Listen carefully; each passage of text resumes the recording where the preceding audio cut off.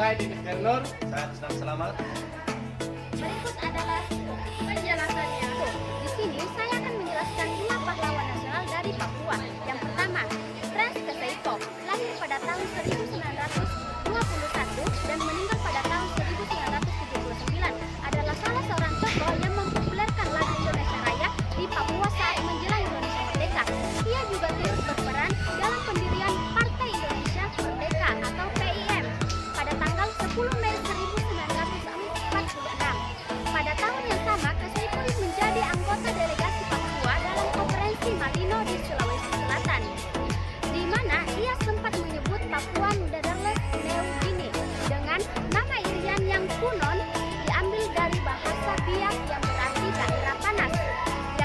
Yang kedua, Silas Papare, lahir pada tahun 1918 dan meninggal pada tahun 1978, membentuk Komite Indonesia Merdeka atau KIM sekitar sebulan setelah Indonesia Merdeka.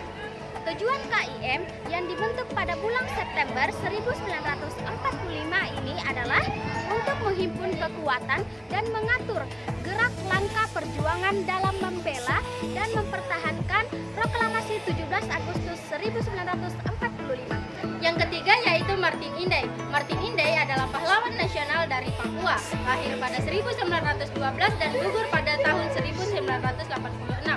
Sebelum Jepang masuk ke Indonesia, Martin Inday adalah seorang anggota polisi Hindia Belanda.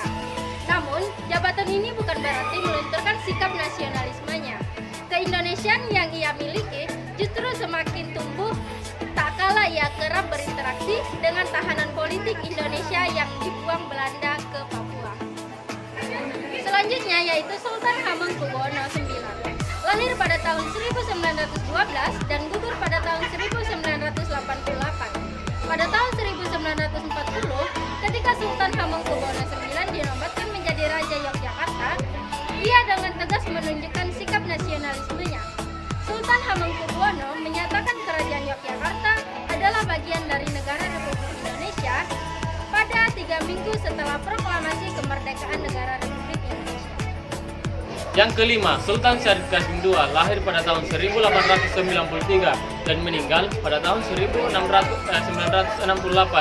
Sultan Syarif Qasim II dinobatkan menjadi Raja Siak Indrapura pada tahun 1915 ketika ia berusia 21 tahun. Ia memiliki sikap bahwa kerajaan Siak berkedudukan sejajar dengan Belanda.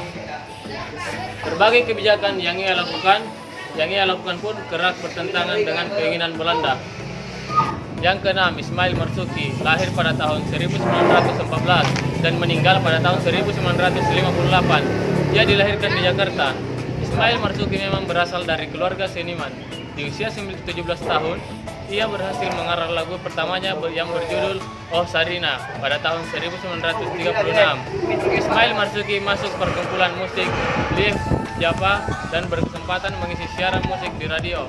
Pada saat inilah ia mulai menjauh diri dari lagu-lagu barat untuk kemudian menciptakan lagu-lagu sendiri. Yang ketujuh, Opu Daing Risaju adalah seorang tokoh pejuang perempuan yang menjadi pelapor gerakan PSI yang menentang kolonialisme Belanda. Opu Daing Risaju mendirikan cabang PSI di Pelopo. Kegiatan Opu Daing Risaju mengundang perhatian pihak Belanda dan menjatuhkan hukuman kepada Opu Daing Risaju.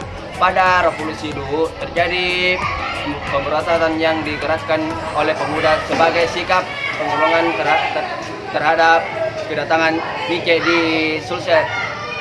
Tindakan Opu Daing Risaju mengalami proses sehingga ia menjadi buta seumur hidup. Itulah tadi hasil pemaparan dari kami. Kurang dan lebihnya mohon dimaafkan. Kami tutup dengan ucapan wassalamualaikum warahmatullahi wabarakatuh. Bye.